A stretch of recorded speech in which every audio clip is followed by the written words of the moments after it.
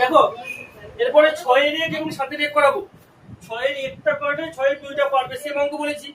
7 এর একটা করলে 7 এর দুইটা পারবে, যদি না পড়ে বলবি আমাকে, ঠিক আছে?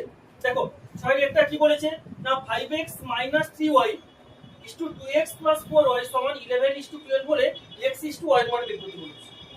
সহজ অঙ্কের মতো নেই, দেখো খুবই সহজ অঙ্ক। বা 5x - 3y তার অনুপাত থাকলে কি করে বলেছি বাই করব, তাহলে বাই 2x + 4y = 11/12।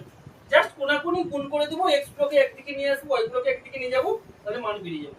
বা দেখো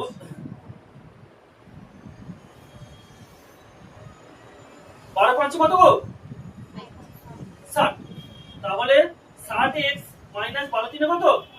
36y = 11 × 2 22x + 11 × 4 44y।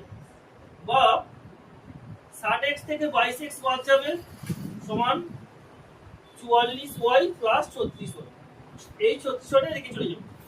বা 60 থেকে 22 গেলে কত হবে? 10 থেকে 2 গেলে 8 আর 5 থেকে 2 গেলে 3 38। তাহলে 38x কত হবে? 6 × 10 = 0, হাতে 1 দশক, 4 3 7 1 8 80 না 80y। বা x/y সমান কত পাবো না 80/38। ঠিক আছে, কাটাকাটি হবে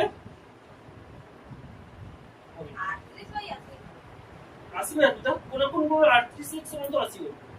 2 একে 2 2 9 18 2 40 80 এখন হবে। তাহলে অতএব আমরা x = y এর মান কত পেলাম না 40 40 = 90।